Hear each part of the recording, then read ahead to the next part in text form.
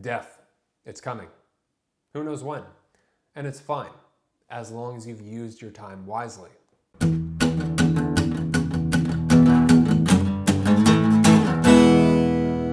than food, man. Good morning, everyone. Welcome to Better Than Food Book Reviews. I'm your host, Cliff Sargent, and it is still cold here in Florida. It is still freezing, and it was like in the 30s this morning. Jacket and glove weather. It's just insane. I can see the steam coming off of my coffee, which is delicious, by the way. I just got in a new Ethiopian. It's amazing. Nice and dark. Check in the description box to see who won the lottery and got some coffee in this book, and also to see how you can enter if you're interested. Thank you so much. You can also check out how to pick up one of these awesome mugs. So today is very important. Today is my first review of a Stoic philosopher. Stoicism is a branch of philosophy focusing on moral virtue, controlling your emotions, generally being stronger, and alleviating suffering. Seneca is the first of the Stoics I've read. I know, I can hear the screaming now. It's taken me a while to get here, and I regret not coming earlier, of course. But, better late than never. Greg Sadler, in his interview that I did with him a while back, recommended another Stoic philosopher, Greek Stoic philosopher, Epictetus, and I have not read it yet, and I'm kicking myself. I admire Stoic philosophy and the ambition of people trying to achieve great things much bigger than themselves, using their time as wisely as possible. Do I believe in controlling your life this tightly or this rigidly all the time?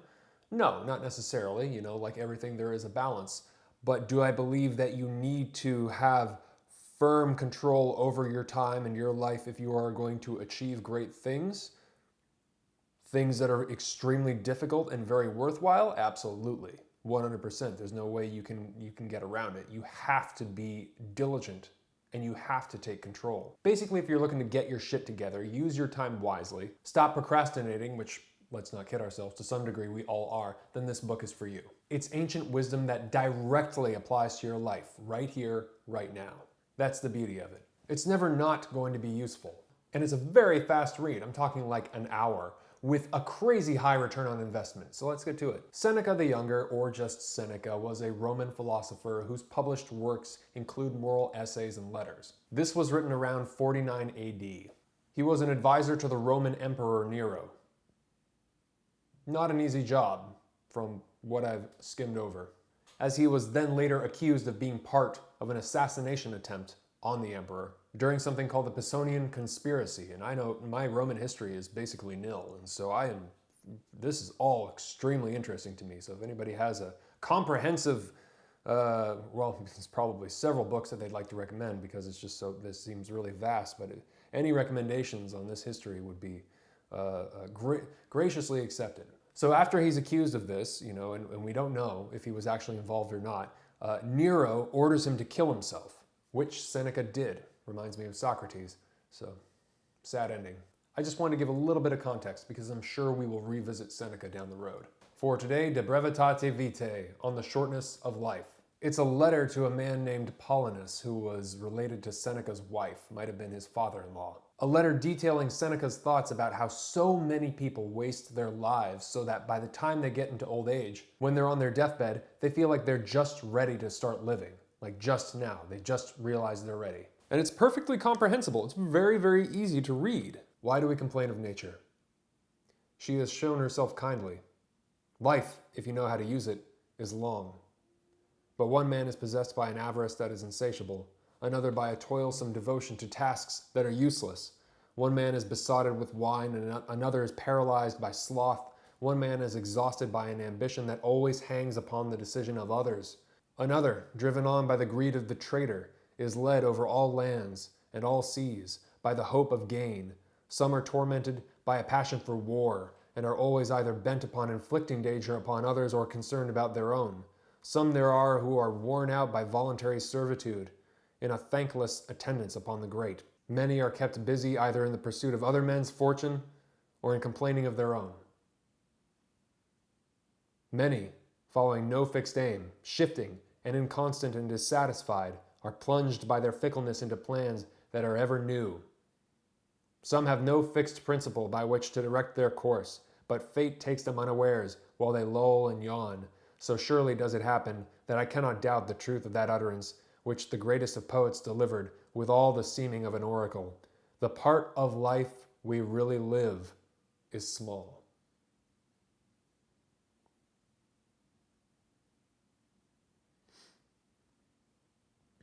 The part of life we really live is small.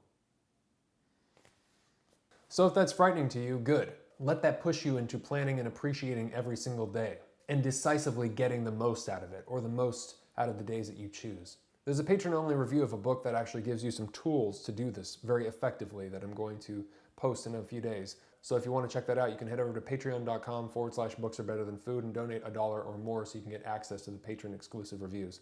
I highly suggest you check it out. I found the rule to be very effective, or the methods in this book, and that's all I'll say. It's been very effective, and I'm going to give you some examples of how I used it, like yesterday, to great success. So check it out. To scare you even further, I'm reading Jung's Modern Man in Search of a Soul, and in the beginning he's discussing how much time is actually spent in the conscious, and in the unconscious when you're dreaming. And just stop and think about that for a second. How much conscious time you have in your life, and how much unconscious time you have in your life. Terrifying. Cool and mysterious, definitely. Very interesting, but terrifying. I would argue that for a life worth the trouble of living it, here, now, today, self-development is critical. And that's what this is, right? That's what Stoicism is. It's developing yourself, making yourself stronger, making yourself able to withstand the shit that's going to happen to you, inevitably. That happens to us all, to varying degrees. Writing and thinking are critical, goals are critical, and of course reading is critical. Seneca is trying to tell us we have got to be wiser about how we spend our time.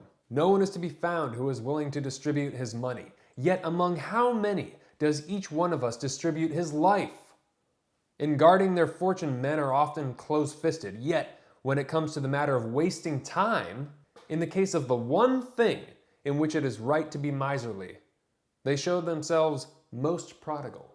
There are books out there that will just make you better if you reread them throughout your life. This is one of them, and it will only take you an afternoon. No excuses. It's one of the shortest books I've read in a while, but one of the most profound I've ever read. And it was given to me out of generosity by a very, very kind fan of the show, along with a lot of books. He just sent me a lot of books. It was very, very nice of him. So, Seneca, thanks very much. I can't think of a single person in any walk of life who would not benefit greatly from reading this book. The first shocking thing is the amount of profound insight, wisdom, and advice contained in just over 40 pages. The second equally shocking thing is that it reveals that everything we struggle with today is exactly what Seneca was struggling with in 49 AD. Nothing's changed. There is nothing new under the sun. It's the same shit, man. So think about that. I mean, that means that you have just like so many years of lives of writers and wisdom and insight, and just if you just read, you have access to all of this unbelievably good advice. But all advice is useless if you don't take it. I forget who said that, but it's like all the best advice is shit if you don't take it. Yeah, I forget. If somebody remembers the name of who said that, leave it in the comments section below. Everybody agrees that no one pursuit can be successfully followed by a man who is busied with many things. Oh man, I cannot multitask to save my life, seriously, and I still try, it's terrible. Eloquence cannot, nor the liberal studies, since the mind, when its interests are divided, takes in nothing very deeply, but rejects everything that is, as it were, crammed into it. There is nothing the busied man is less busied with than living. There is nothing the busied man is less busied with than living. Oh man, so true, painfully true. So, how can we best use our time, or allot as much as possible to achieving what we want? There are many ways. Seneca can't recommend philosophy enough. Spend time working on yourself, watching yourself. Think. Don't just consume information and regurgitate it like it was your idea. I'm certainly guilty of that. For me personally, I like to keep a journal, writing it for about 5 minutes after I meditate in the morning. I think that was a tip from Ferris. In the studio where I practice hot yoga, which is a recent hobby I took up and recommend highly, especially if you read a lot or you're doing a lot of sitting, kind of get stiff. There's this window with a cow skull that is sitting at about eye level. They have a cow skull in this studio. And outside the window, you can see several trees in the sky. And so I set my mat in front of this window every chance I get, staring at the skull. So I'm looking at it, the trees, and the sky behind it. It's this reminder of death, this memento mori, and a good one. I was in tree pose the other day and it all made sense. Seriously. Here I am, sweating like a pig, wringing myself out with hot yoga, getting beat down. And I lift up, going into the tree, and there's the skull next to the fogged window from all of the bodies sweating in this room, contorted in these strange positions. And it's the headspace I'm in, but I'm like, whoa, there it is. The cow dies, I live from its death, I die, the sky watches. What will the weather be like on the day I die? Another tree grows from where my body is placed in the earth. The grass grows around it. The new cow eats the new grass under the new sky. Another sky, another tree, another cow. Not an original thought in the slightest. The only unique thing for me was how unclouded the thought was in the moment of this pose. As if the yoga had pulled me back and reached this sort of default level, right? Which is sort of what the skull does for me, I guess. It brings me back to the default. It's sort of grounding, right? It brings you back to reality. It may seem morbid, but I think these are really good things to think about. Death. It's coming. Who knows when? And it's fine, as long as you've used your time wisely. When you're in your late 20s, you start to see gray hairs in your beard, as I was discussing yesterday with my friend Andrew. So we decided that we can't wait to be 50. Why? Because think about it. When you're 50, you're like right in the middle, maybe even a little over. And you still have a good chunk of time, but you have such a story to tell. Such knowledge of yourself if you've taken care of yourself mentally and physically. Yet, you still have time to change, to do something radically different. 50 is gonna be fucking awesome. Hopefully it was for you if you're already past it. I mean, really, stop to think about what we're gonna see and do in the next coming decades. It's unreal. I mean, really. But for now, I suggest you find something to appreciate about your current position and something to put your energy towards to make it better. Be grateful for the people around you in your life who are helping you be better. I'm very grateful to have you watching, to have all these incredibly, outrageously generous people who are sending me books like this. So if you'd like to get into Stoic philosophy, then Seneca's On the Shortness of Life seems like a fine place to start. Though if anyone can think of any better introductions, then please list them in the comment section below. Check it out. Or send them to me physically and I will read them. It may take some time, but that's a great way to get me to read your recommendations. By sending them to the address in the description box below. But please, if it's your book and you're just trying to get me to shill your stuff, then no, don't do that. Don't do that. Thank you. So no matter what you're trying to achieve, what you're aiming for, read the book. What's it gonna hurt? It's gonna take you 45 minutes, an hour. And if you're not aiming for something, which unfortunately is probably a larger percentage of folks than we'd like to admit, you're not alone. Aim. Aim now. And aim as high as you can. Read the book. Then go do the thing that you're aiming at.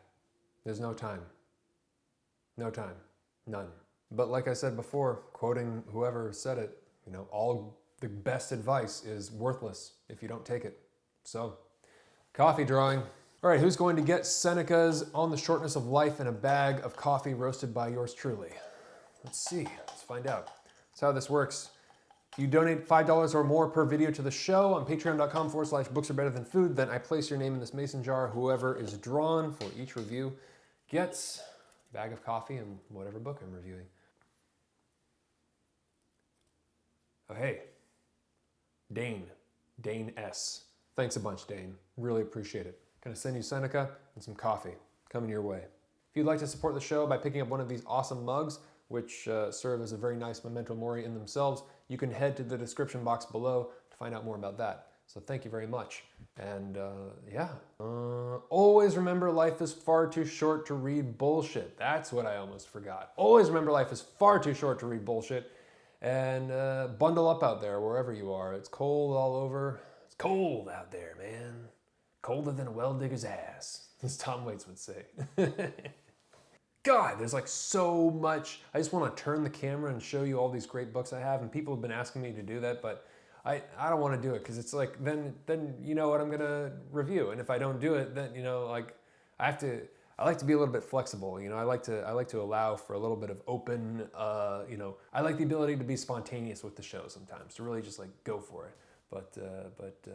Oh, I've got some really, really good stuff coming for you. I hope you guys are doing well. Thank you so much for watching. Please subscribe if you have not already. Twitter, Instagram, Facebook, all that stuff. If you'd hit me up on Facebook and give me a like, I'd really appreciate it. Don't spend any more time on Facebook though. Go and aim high and go do something. Don't spend your time on Facebook. Give me a like, then click off.